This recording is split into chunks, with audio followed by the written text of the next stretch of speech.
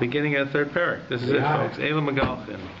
Yeah. This is the parak that talks about Avelus and Shiva and the practices and so forth. And this gets into it by talking about Chol Moed, which is of course the topic of the entire Masechta. Okay. So we're on Yud Gimel Amud Bet at the bottom. Okay. First Mishnah. So this is a listing of items or malachos that Chazal prohibited to do in Chol Moed to ensure that people did not defer getting ready for Yontif in time. In other words, there really ought to be nothing really wrong with them. But if you told people they could get a haircut in Chol Moed, they would dilly-dally and defer not getting one before Erev Yontif. And so what you're doing is you are causing Yontif to be desecrated? Not desecrated, made more mundane, and so forth and so on. So as a result, Chazal made a takana or gzeira that you couldn't have asur legalech b'chol moed, and that in order kadesh lo yikonsu l'regal kishehum emenuvalim. And this Mishnah comes to tell us about exceptions to the rule, people who were permitted to break this rule and other similar rules because they did not have the opportunity before Yontif. So Chol Moed Pesach, there's no issue because you couldn't take a haircut or a shave anyway because of the sphere. No. They actually, first of all, there are people who shave during Sphira, and those who shave during Sphira, it's a separate issue where they can shave on Chol Moed. So in other words, if you assume that there's Avelus if you assume Avelus includes not shaving or not taking a haircut, no one would include that in Chol Moed. Chol Moed is Yontif. There's no Avelus on Chol Moed. Okay? So the Avelus either starts right after, right away, or Rosh Chodesh, whatever it is. But I'm saying that rule would not work. That would not be a reason not to take a haircut. Right. Right.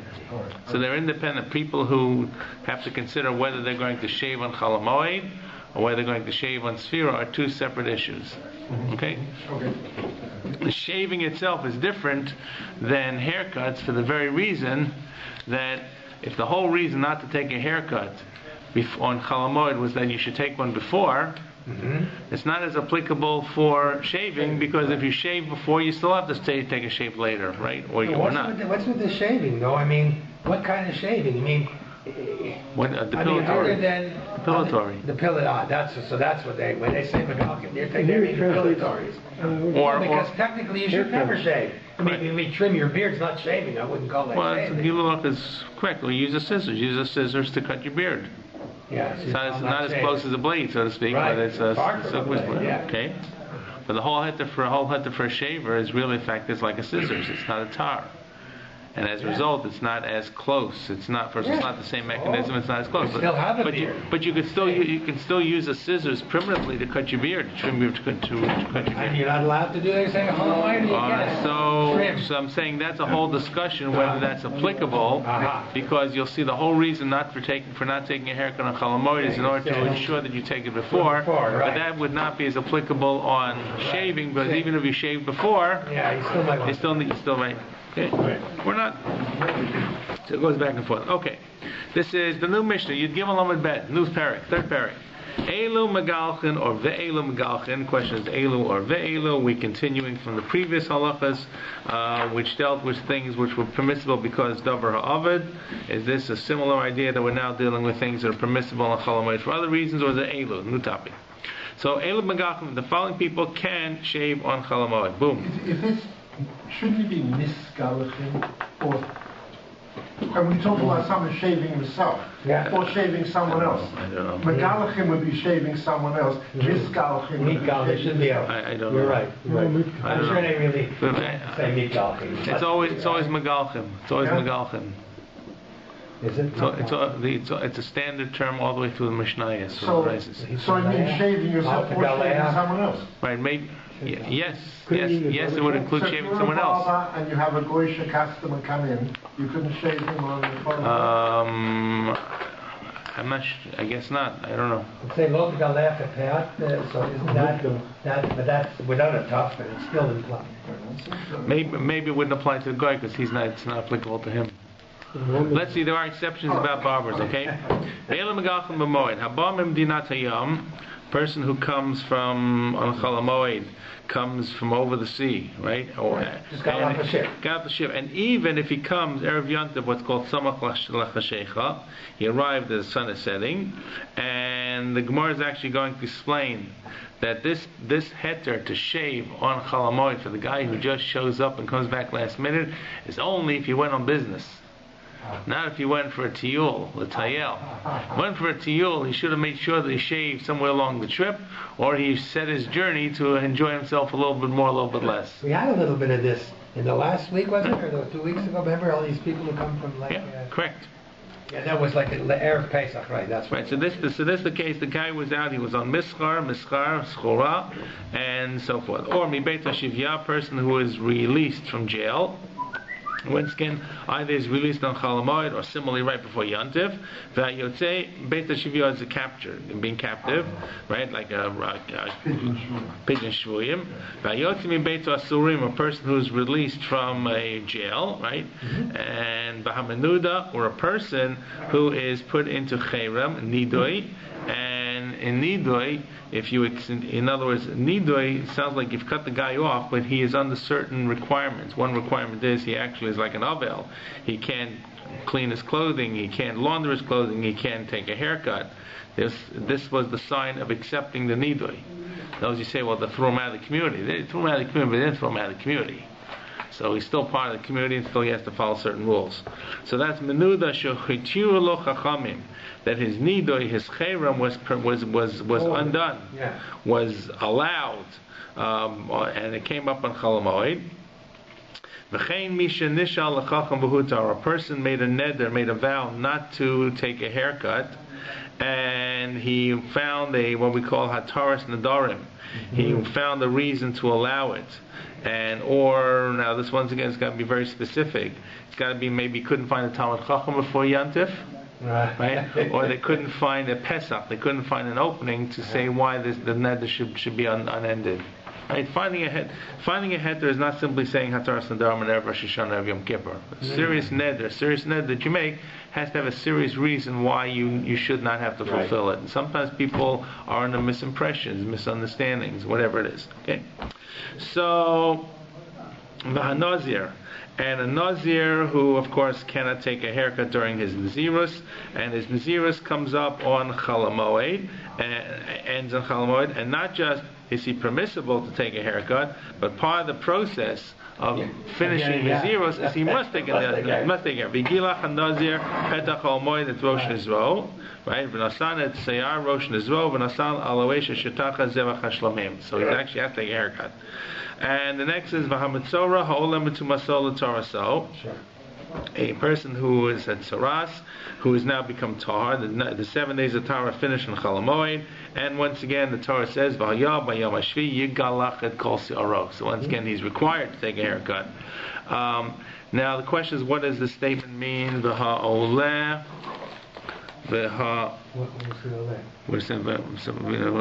okay, we don't have this. Menuda and Nishal Chacham V'hutar. We don't have Torah. Do we have Matzorah here? Yeah, we have a Matzorah. Torah mitumato. Okay, Matzorah. So we have our version is by Matzorah mitumato l'tarato. Right. And there's one. The other nusach is, if you look in the Aleph in the parentheses in the Bach, he says the real nusach should be Matzorah. This is the nusach in the Mishnayos. They're printed in the Mishnayos books. V'ha'olam mitumaso, a person who goes from being Tomei to Tahar. It's a separate type of list, part of the list. A person who was Tameh became Tahar, such as Tumas Mace. So that person is also permissible to take a haircut. So in other words, there's another item. It's not connected together. The Bach always wrote like an alternate girsa? Is that what it is? That's what he does, yes. These are Hagahot or emanations, notes. And he references, in this case, it's actually, many times he references Nuskos that we don't have access to. In this case, he's telling you that if you look in the printed Mishnayos, the Mishnah appears, of course, in Mishnayos, and the Mishnah appears, of course, in Gemara, right? They weren't taken necessarily from the same manuscript. Oh. Okay? So, So as a result, many times there are certain differences between the two, never substantive really. She's telling you that simply this is not a mitzvah mitumatol Torah, so a mitzvah comma, and all the mitumatol Torah, so which makes a lot more sense. And I see he's also saying annotations in Rashi and Yes, as well. yes, all the time. Yes, he will tell you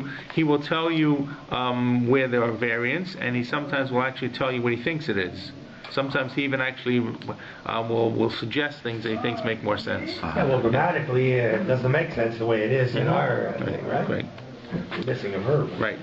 So, so all of these are understandably, and this is what the makes sense. It has to be our cases where they could not take a haircut before the regel. If they could have an opportunity to take a haircut before Yontif started, they are That's what they're supposed to do. they are not permissible to take it on Chol Moed. And therefore, they would be, when it says Asur, so my case, these cases would be Asur to take a haircut then. Okay, it's just obvious and basic.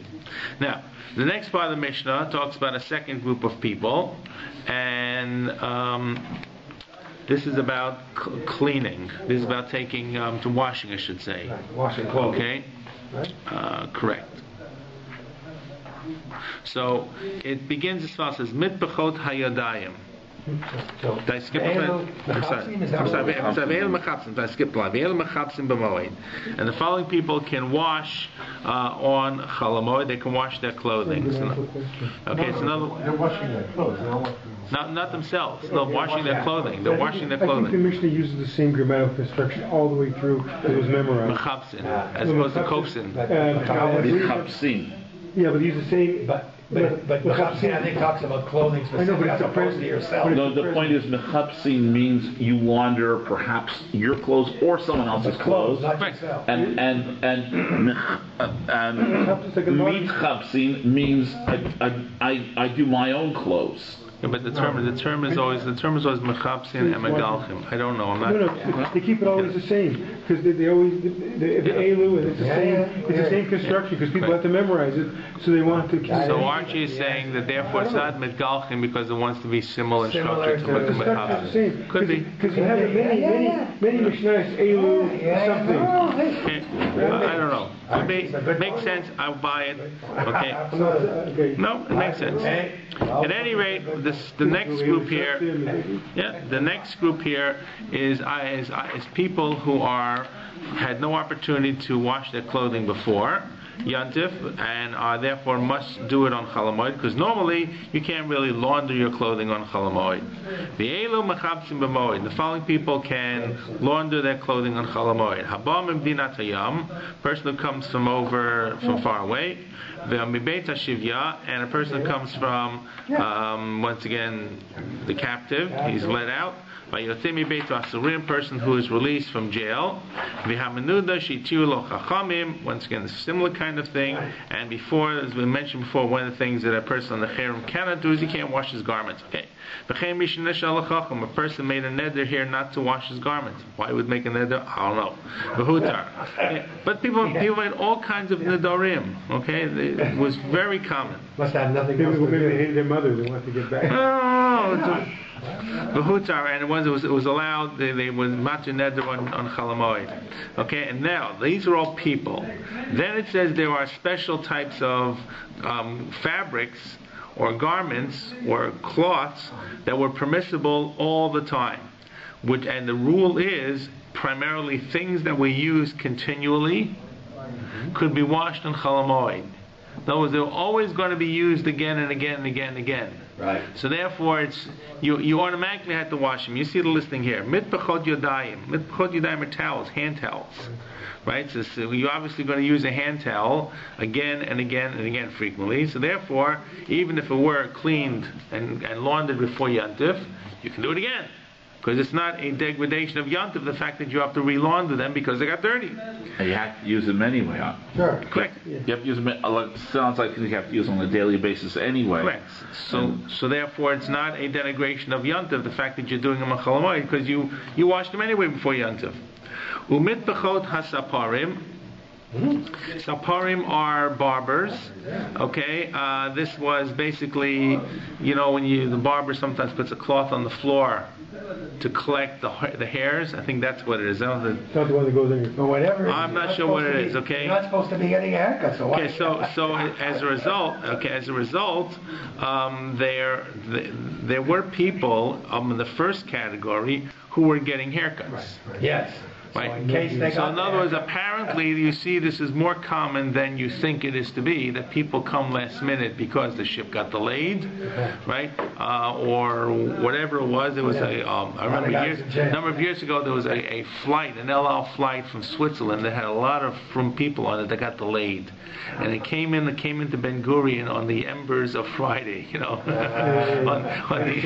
right, very no shmoshes. And they had called, these were Charedim, they had called ahead to Zaka, and Zaka had stocked the airport with cots and all kinds of emergency things, so they spent Shabbos there. There was no way around it.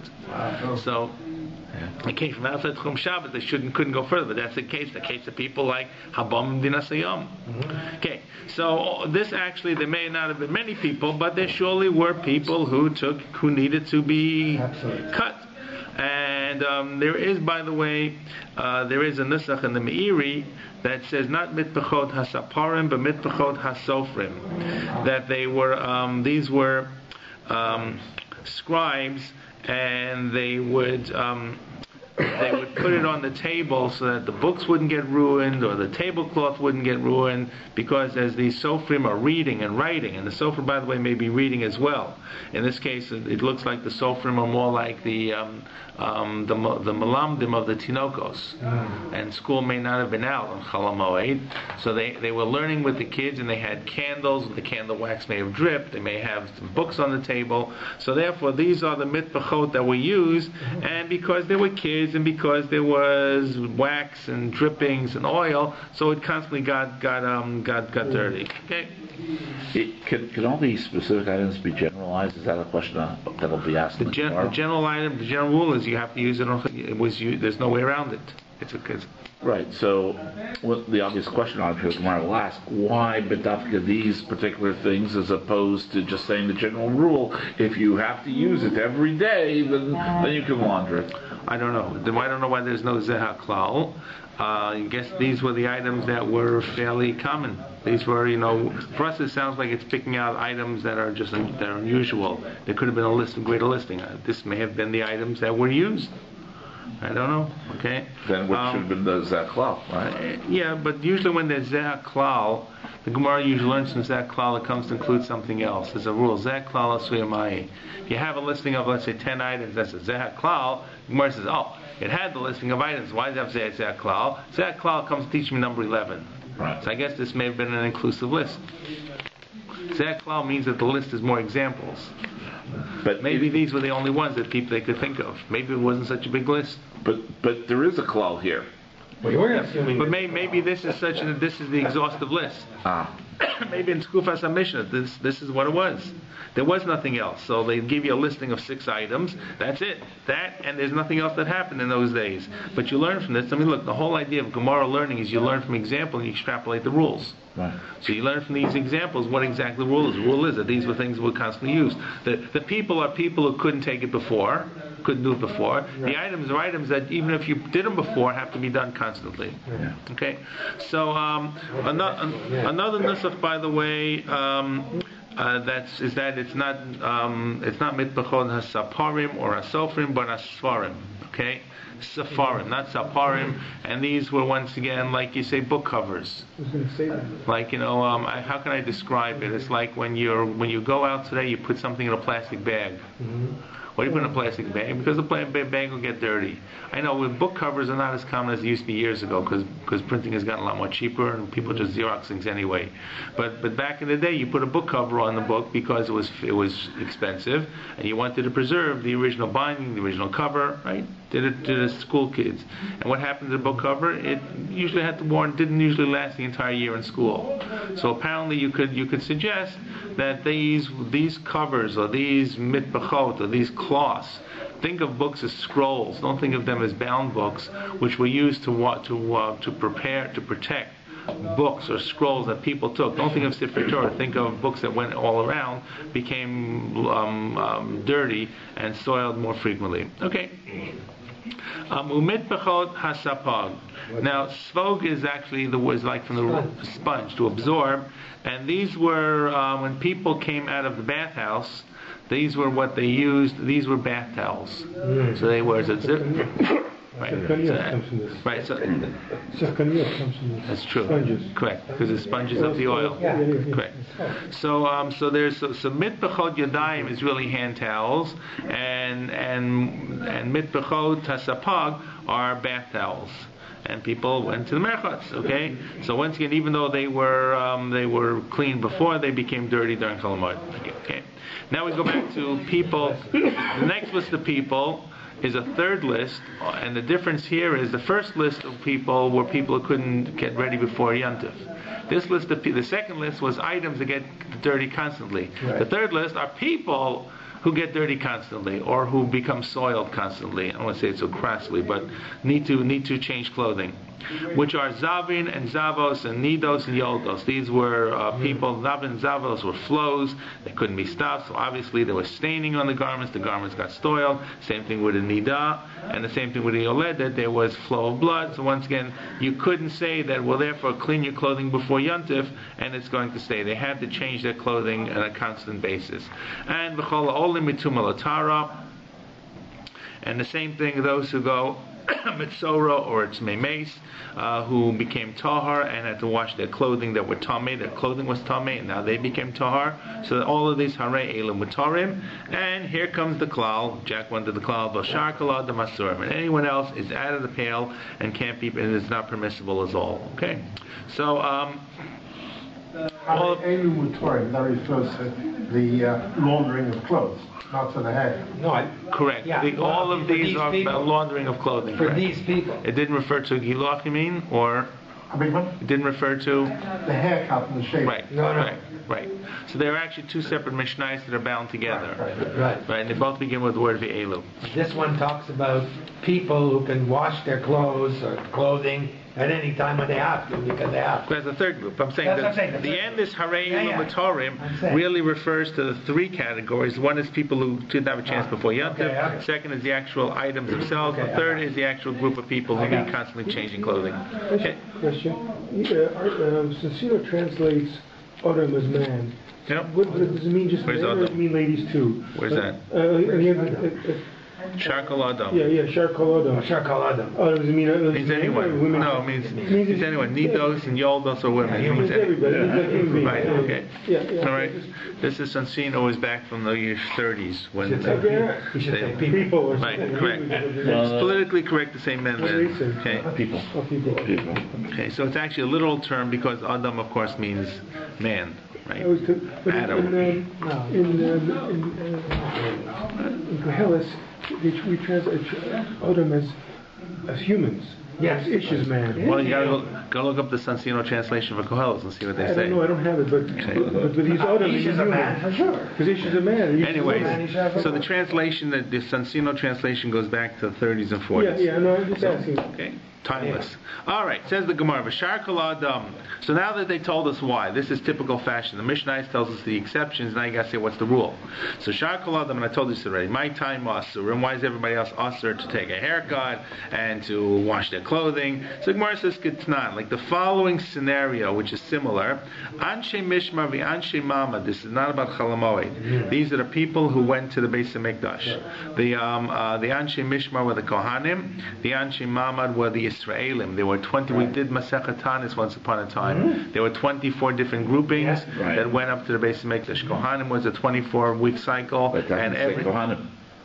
No, but that's what the It Mishmar says is. a mishmar. That's what it's called. I'm just curious why it didn't say Kohanim instead of Anshe. Because it's not all the Kohanim, it's only those people who were on the Mishmar that's what the term is used. Okay. It means that week, the week that they are going to the Beis Hamikdash. Okay. Not the rest of the Kohanim of the world, not the rest of the Yisraelim in the world. The people who were that week in the Anshe Mishmar, the Anshe Mamad, Asurim Lasapa L'Chabes, they were prohibited during the week of their work in the Beis Hamikdash to take a haircut and to launder their clothing. And Ubachamishi Mutar Mibnei Kvod HaShabbos. However, on Thursday they were allowed to do it because of Shabbos. It's always fascinating how it's Thursday and not I was Friday. going to say, what happened to Friday? Okay. It took a day maybe. It took a day to wash it. Well, I would say the other way around. People work the full day. We always have this idyllic vision of people ending early in Europe and going to the Beis Medrash, singing Shir Hashirim, and coming early and waiting for all the people to come together. I don't know. You see, people really worked. And Friday was a full day. They finished Friday, didn't have time to get ready. So when would they get ready? Thursday. I don't know. Like late Thursday. It's like my wife works, so she cooks Thursday night. Correct. Same idea. So at any rate, Thursday was always the prep day for Shabbos. And as a result, they could take a haircut on Thursday and they can wash their clothing on Thursday and they can go to Shabbos. Okay? So, what's the reason? V'yamar Rabbi Bar Bachana. Rabbi Bar Bachana over there in Masechet Tanis on the Anshe Mishman Anshe Mamad says why? Amar Rabbi Lazar, my time kadesh lo yikansu lemishmar sehem kishehem menuvalim. They shouldn't enter the Mishma, the Beis Hamikdash. They shouldn't show up for their shift looking like bums. They were disheveled. So they should make sure to do it before, because if they didn't do it then, they had to go the whole week without a haircut. For you and I, we may not think twice about going a whole week without a haircut, right? But Hachanami. So the Gemara says that was about Anshi Mishman Anshi Mamad. Hachanami. Here too, when we come to dealing with Chalamoy, Kadesh Lo Yikansu LaRegel Kishem Nevalim. They shouldn't enter into the regel, the yontif, when they are disheveled. Okay. So that's the rule. So these people, what makes these people different? They couldn't do it before. And more importantly, people probably understood and knew what their circumstances were. In other words, when they walked by the barber on Chol Moed and they saw Moshe Yaakov sitting in the chair, they said, we remember the ship came in. Or remember Moshe Yaakov was in jail, or was just redeemed, whatever it was, or he was a mitzorah, or he was a nidu, he made a neder. So therefore, these people, wasn't that they were suddenly random people could identify them, and that's important because the next line the Gemara says, "By Rabbi Zera, of the lo aveda erev haregel, what happens if the person was geographically unable to take a haircut, but something happened and he was precluded from it because he had to deal with a pressing issue? What would be pressing that he could, and he couldn't prepare for it? Because everything is pressing, but if you organize and sudar, you can do it in 7 times. But suddenly something unexpected happened. He lost something. And here he's going into Yantav. If he doesn't look for it now before Yantav, what's going to happen? He'll never find it. So he stops everything, looks for his Aveda. Whether he finds it or not is not germane. But as a result, he gives up going to get a haircut. Right. Time just gets away from him. Correct? So Abdullah Veda Regal came on the honest, seeing that he is honest. In other words, he didn't really plan this. He's not like he wanted to denigrate Yontif. So this happened unwillingly. So mutar, therefore do we say it's permissible? O Dilma, perhaps Kavan lo mucha milsa, or since maybe it's not that clear. In other words, people, Rashi says lo mucha milsa l'kuliyama. People don't really know. It's not the people don't identify with a person's sorrow. Said, you had a lost object, you're busy that day, I don't really care and I don't really know. So Abai here's the question, or Abai responds to the question of Rabbi Amru, Yomru. This is, let me explain to you what this phrase is, but Abai's basic response is, you can't make a separate piece for every person who thinks they had a special problem. Certain rules were set. People who were precluded because of very real mitigating circumstances that they were one of. How many times did a person get out in his lifetime on Chol Moed from jail? How many times did he get in the nidui? These were unique circumstances. On the other hand, people forever things are coming up that can defer getting ready, and you have it all the time. So the case was about Pesach, and there was some kind of loaf that they didn't permit bakers to bake because they were afraid it was going to become chametz. And there was one group of bakers who were called the house of Baisus, like Baisusim but not Baisusim, who knew how to do this without making it chametz. They had the patent. This is Lechem Aponim you're talking about? Maybe it was Lechem Aponim. It was Lechem Aponim. I don't know. I just thought there's one people that know how to make Lechem Aponim. They didn't tell me. No. This is about chametz. It's about chametz. Okay. There was a way they could make the bread, and they knew how to do it quickly. It wouldn't become chametz, and they would make these shapes in the bread. Normally, you can't make it. Matzah does not have like there's no geflochtene matzah, right? There's no twisted matzah. There's no round matzah. I mean, there are round matzahs, but it's flat. So why? Because we're afraid if you start making shapes on matzahs, what's going to happen? You'll have chametz. And this group of people said we can do it. So the Chachamim said that you're going to say all the srikim, all these cakes are aser, and these cakes are permissible. What are people really going to say? If these cakes are permissible by the Baisus bakers, everyone's cake is permissible. If they can do it, I can do it, he can do it. So in other words, once you make a rule and say that this kind of cake is too close to becoming chametz because you have to let it rise and have to work on it to make the design, so you make the rule across the board. So that's the phrase that's used. So I'll just read it. So Rabbi, and he's quoting from this case, Yomur kol asrikim asurim sriki baisis mutarim. You're going to say that all the loaves are aser and the loaves of baisis are permissible. You can't say that. It's one rule all the way across. Okay, this was the chametz story with the baisis. The family baisis had some kind of press that they could actually make this design very quickly into their matzahs, and it didn't become chametz. Most people did not have this elaborate mechanical high-tech press, and they could do it. No one else could do it. But as a result, they said across the board, no one can do it. So obviously the extension or the application here is right. If you got a problem because you lost something, too bad, you lost your opportunity. You got to choose between looking for the Aveda or getting a haircut. Right. Okay. So that's the Rabbi's response. So the Gemara says Ulatamech. Now, 1 second. How do we know that a person really? I'll start the other way around. There's one other kind of exception that a person who can wash a garment on Chol Moed. There's another exception to the rule, and that is a person who only has one garment, the garment becomes soiled. Okay, if I have various garments, so I wash them over before Pesach, and I run through the Yantiv. What if I'm such a pauper, I only got one garment?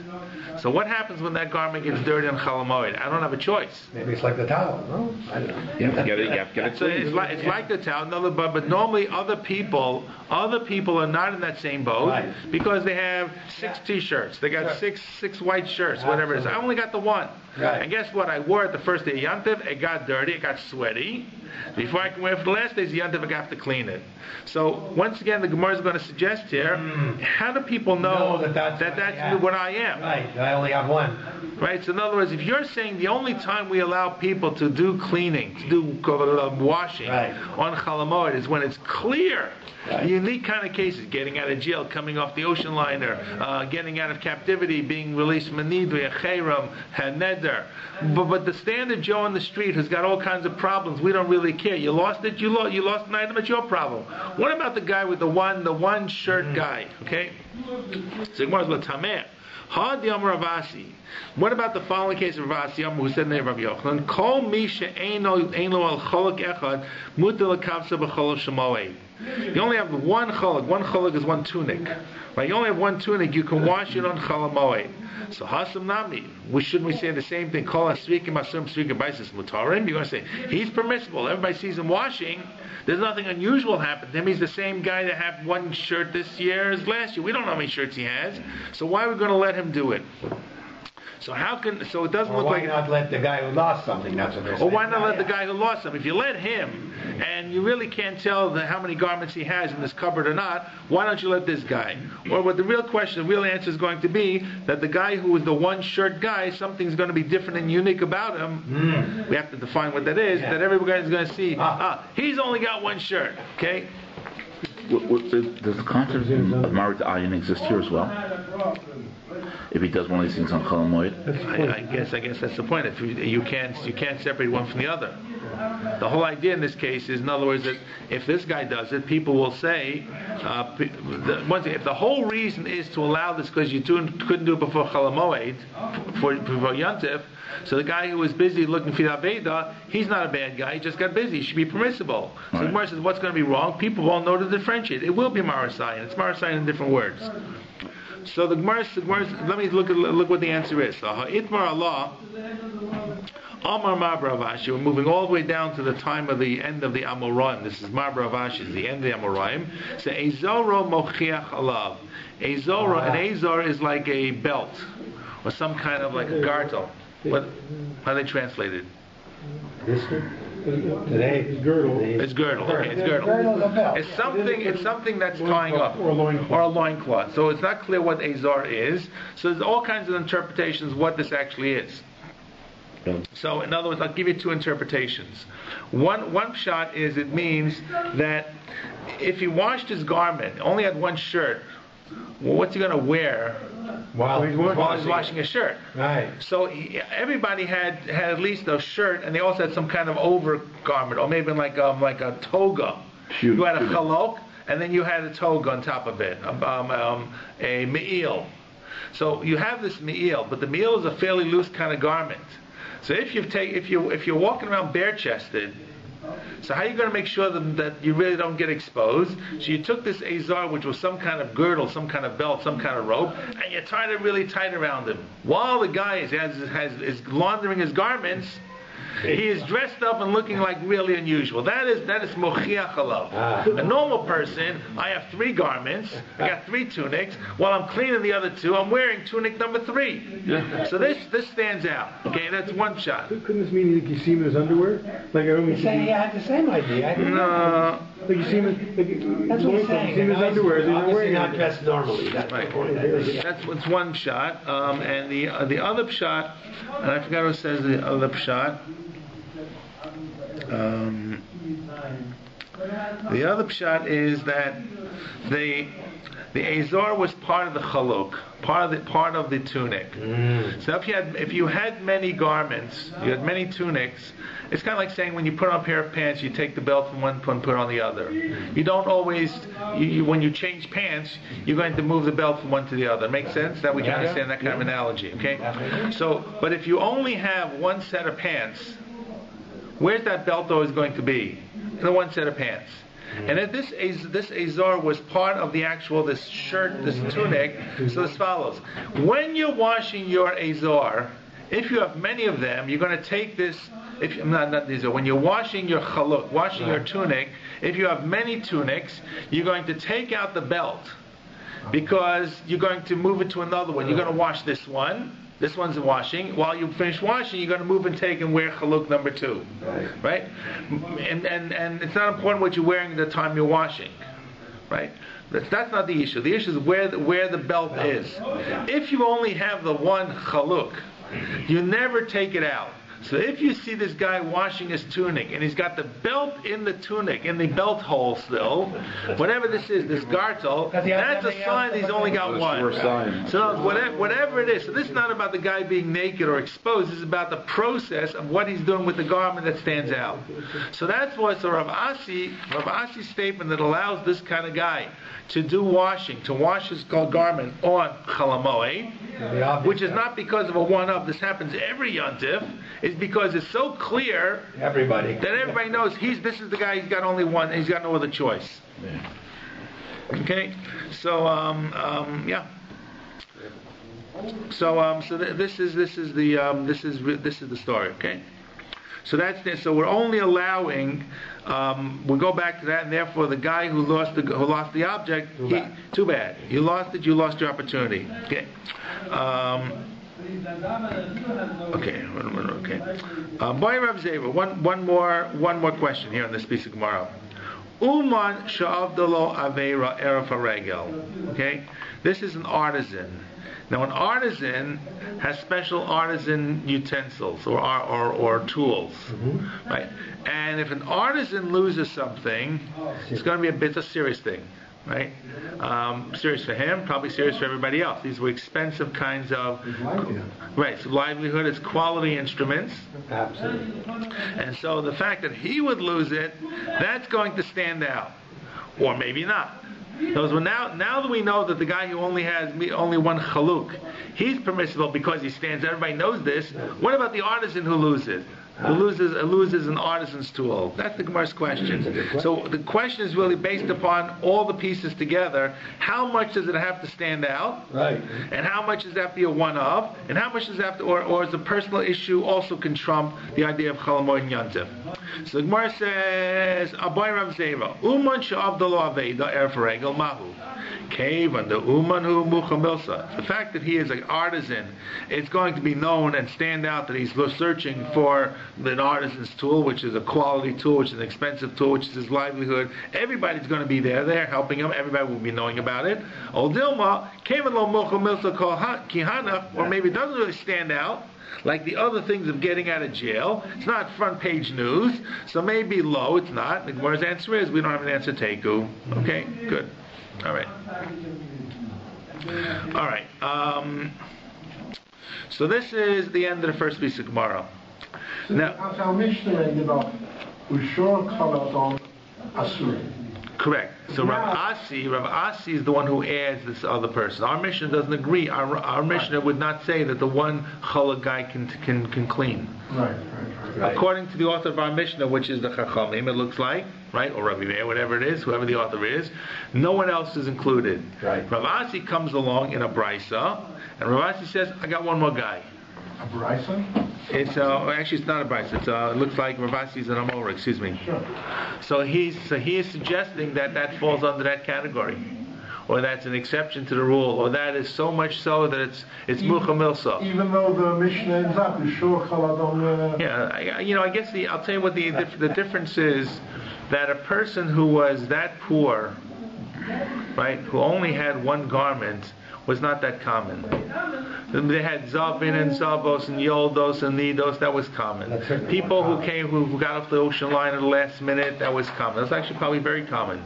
Or people who were in jail or released, right? Or people who were in Nida. Nida was a lot more common than we think, right? You could be in Nida for a set period of time, and then you recant and you're out of Nidoi.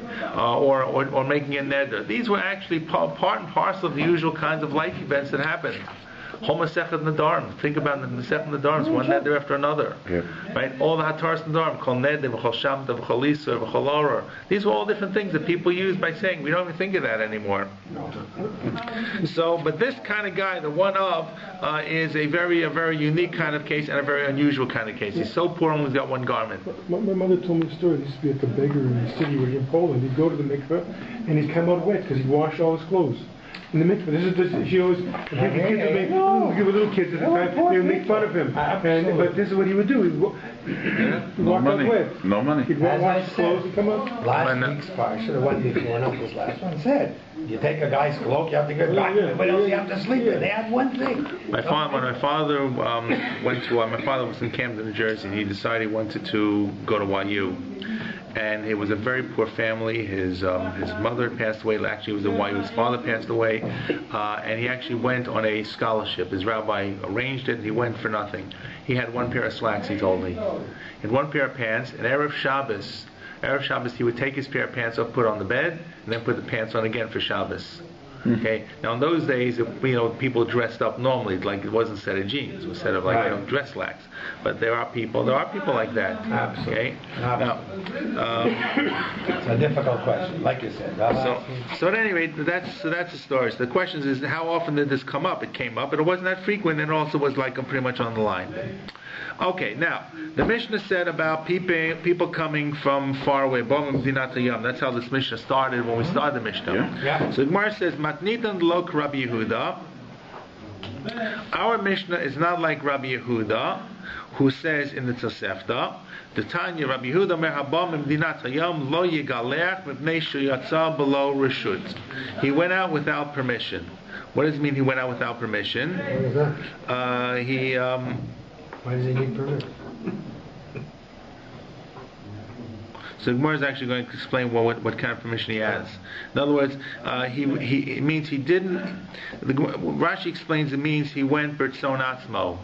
He didn't really consult with others, which means he wasn't going on a mission that was applicable to others. He was doing something only for himself. It's not like he was doing something without rishus.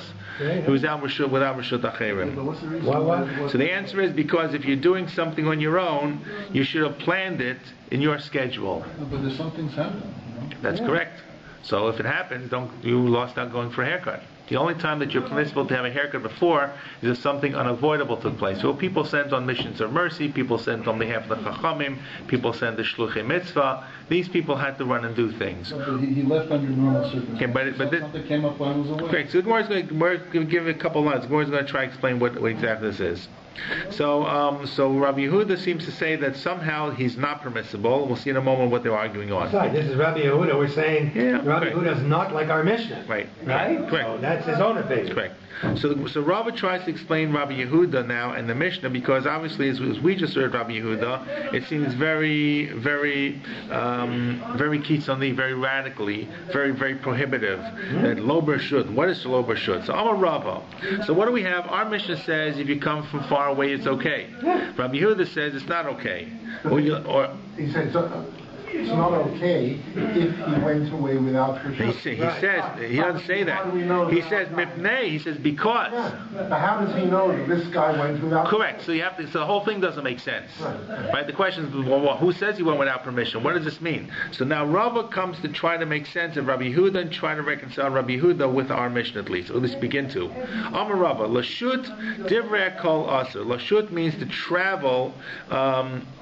To travel around, in other words, to just move around, to go, just going around for sightseeing. Sorry, Spazier. No, if you went around for pleasure, that's what lashut. So people aren't supposed to do that, he said. No, you're supposed to make sure that you plan it, that you don't slide into home base Erev Yontiv as the sun is going down. If you can plan your vacation, plan it to arrive on time. Right? Yeah. Don't leave on Erev Shabbos in the afternoon because you might miss your connection. Right? Yeah. So I mean, my daughter flew from Eretz Yisrael, and actually she flew from New York to, I remember, flew from Eretz Yisrael to New York, and New York she flew to L.A. When she came for a connection, she missed the connection. It was Erev Shabbos. It's an El Al flight that comes in early in the morning, but she missed the connection. And the travel agent says, we'll put you on a 3 o'clock flight. And she says, but it's Shabbos. And the travel agent says, your God will forgive you. And she, and no one wanted to listen to her. This is New York, where they don't listen to anyone to begin with.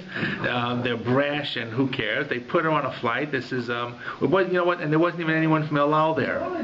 El Al has these relationships with other airlines, right? It happened to be there was some Yidel who was there. It wasn't even a religious Jew, okay? And he had Rachmanis on her. He mamish had Rachmanis on her because he knew what this meant. It's fascinating.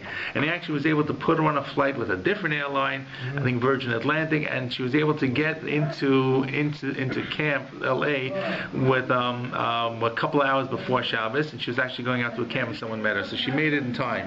But there was like... So anyways, don't travel on Friday. Don't travel on Friday, especially when you're going west, okay? Right. At any rate, here we go. Well, whatever it is, she didn't gain what she needed to gain. Okay, there was, don't, if you have a 2-hour connection, right, chances are, well, the airlines normally won't book you unless you have X amount of time between connections. Correct. Whatever. An hour. That assumes everything's okay. Okay. Anyways, back at the ranch. So if you're traveling on your own, don't come crying you didn't get a haircut in time. That's your onus. Your onus. Your responsibility. Right. Not onus in Hebrew. Onus in English. Right. So Lashu divrei kol aser. Limizono divrei kol muter. Person has to travel to make parnasa. He doesn't have food. Means he's not looking for food. He's not going on a food run to Sobeys. Means he's got to provide for himself, and the basic provisions was to make sure he had enough to eat. So he's really going because he needs to have parnas, he needs to have food, he needs to have money. So in that case, they're called mutter. Everybody says that's permissible, because that's a necessary kind of thing. Lo nechliku ela harvacha. So the only case is where you stand to benefit. You have sufficient assets. Rashi says, Yesh lo nechasim harbe. But you have a good deal, a good opportunity that's come up to make a big killing, a big bucks. So mar medam lashut. So according to Rabbi Yehuda, that's considered like you would go on your own. You didn't have to do this. You got enough now. You just want to have a little more. That's okay, but that's your decision. Make sure that you plan it properly. Umar medam mizonos. And the other opinion, which is the opinion of Rabbi Yehuda, so his opinion of the Chachamim would say, which is which the opinion of the Chachamim would say that is like going from a zono. So even though you don't need it to survive, it's still not a pleasure trip. It's a business trip, and that's we possibly follow like the Chachamim. So business trips are like the Chachamim, even if they are not, do or die. It's not like you have to be starving. It's still considered lamazona. It's not considered a pleasure. Right. It's not a pleasure vacation. Right. Okay. Amar Rabbi, and on this, Rabbi says once again, there's a Tosefta about Rabbi Yehuda. Mishnah. I'm sorry, Meisvei. Amar Rabbi, Nirin Divrei Rabbi Yehuda kishiyatza shelo b'rshut, v'divrei Chachamim kishiyatza b'rshut. So the Tosefta makes a statement which we don't really understand once again. It looks like we follow Rabbi Yehuda, who says you can take a haircut when you went shelo b'rshut. The Chachamim, when you do go b'rshut, now what's my shelo b'rshut? What's b'rshut and what's shelo b'rshut? My shelo b'rshut. Ilema lashut, if you say going shelo... I'm saying. What does it mean? We had such a nice explanation a minute ago. Right, so but you're going to see we're going to come to try to answer it. But what does lo b'rshut, what's can b'rshut mean? So ilema lashut, if you say shelo b'rshut, means you're going out to travel on your own for pleasure. Avama direk olasa. We already just said before that everybody agrees that's usher. Right. Ve'el lemizono. That must be lemizono. But we just said v'amrat direk kol mutter. Everybody said that's permissible. So what's b'rshut? What's shelo b'rshut? El pshita l'harvacha. So what is shelo b'rshut? Shelo b'rshut means you're going for business advantage, even though you don't need it so much. Correct. And now what is this Bryce is saying? We're going to follow Rabbi Yehuda kishiyatz the shelo b'rshut, which we're now interpreting to mean going for business, which we're saying we have to follow Rabbi Yehuda. So Gemara says, wait, Ema Sefer, read the end of this very same brisa. Nirin derech chachamim kishiyatza b'rshut. But if you go reshut, it's okay. What's reshut? It's the same kind of question. My reshut, ilay milamazona. If you say reshut is mizona, or I'm a divrei kol mutter, everybody says it's permissible. You don't have to say divrei chachamim. It's divrei chachamim and Rabbi Yehuda. El avacha must say it's for what? It's for business. And via amret, and in this case, we said nirin divrei Rabbi Yehuda. So. V'amred nirin div Rabbi Yehuda, Baha. You said we follow Rabbi Yehuda. So what is going on there? So the Gemara says Hachi Kamar. Here's how you have to explain what the Bryce is. You got to put both hands together and read it to try to make sense of it as follows. Hachi Kamar. Nirin div Rabbi Yehuda l'Rabbanan kishiyatza shelo b'rshut umay niu lashut. We look like we follow the Rabbi Yehuda that says it's prohibited when you're going to travel for pleasure. Why? That's not just Rabbi Yehuda. Shafil chachamim lo nechkulav el avacha. Right. So we're going to follow Rabbi Yehuda, but really chachamim even agreed to him. Aval lashut modulo. But for lush, the only time the chachamim are going Rabbi Yehuda is when you're going for business. But lashut, everybody agrees. So we're trying to read the line during Rabbi Yehuda, which means during Rabbi Yehuda that even the Chachamim agree with him. It's kind of reading the Bryce in a very awkward kind of way. But saying we're not following Rabbi Yehuda to the exclusion of Chachamim, we're following Rabbi Yehuda because even the Chachamim will agree if you're going out for pleasure. V'ner div Rabbanan Rabbi Yehuda kishiyatza b'rshut. And what does that mean? And that's when you need to go for panas and you're starving. Because Shafil Rabbi Yehuda lo nechlak alav el havacha. Aval mizonot modelahu. Okay? So, So we're going to follow the Chachamim in the case of Mizonot. So the bottom line is we're explaining this brisa, which looked like to be very confusing, in the very same way that we started this piece of Gemara. To say that you have Rabbi, you have two opposing. The only machloket really is about harvacha. Right. When you're going out for pleasure, everybody says you can't get a haircut. When you're going because it's a death or do situation for basic food items, everybody says you can't get a haircut. The machloket Rabbi Yehuda is only about harvacha, where you're coming to get additional assets. Okay. Absolutely. And that takes there. And. Next, I'll start next piece. Was a little complicated because it deals with something very fanciful. Amar Shmuel. I'm not going to finish this because you have to explain Avelis for Kattan. Kattan hanolad b'Moed, mutar legalech b'Moed. So Shmuel says, now you're going to say, how is it possible that a kid has to have a haircut on Chol Moed? And of course, some of you are going to say, what about waiting 3 years for the upshare? Yeah, I know it was coming. So you see, first of all, the upshareness either didn't exist, or... Of course. First didn't exist. It's from Europe. Exactly. Okay. Well said. Actually, it's probably from the Arabs. It's probably from the Arabs. Not Probably from the Arabs? Yes. It's an Arab custom. It's called, we call it in Hebrew, in Israel they call it halakha. It's Arabs do too. Okay, wherever it's from, it either may or not have existed, or it may have been a situation where the kid has so much hair that even if you were going to wait for the upshareness, you need to trim something. Okay, that's very possible. The kid, there were all kinds of deformities or unusual growths, and the kid needed this. So maybe you would normally wait for an because everybody waits for an upshareness for 3 years. Make a boy look like a girl. Okay, Or maybe a girl. or maybe a girl. Believe a girl's not. Oh, it's a girl. Okay, it's a girl. It's a girl with that. Good. It's a girl who, of course, we never wait for years. Good answer. Bottom line is this. What happened with this child? He was born on Chol Moed? So the kid is born on Chol Moed. Mazel tov. Mazel tov. But the kid is so hairy. Has to get cut immediately? Yes. Not just has to be cut immediately, it's permissible to be cut immediately. They're not talking about a year or two, they're talking about... Day 1, day 2, day 3. It's crazy. I've never heard of this. That's why I said it's fanciful, right? So the answer of all these examples of the Gemara, you have to understand, Gemara examples are trying to take the rule and stretch it. Absolutely, of course. Don't try this at home, but if this came up, what would be permissible? The analogy they're going to try to extrapolate is, of course, by getting out of jail. Right.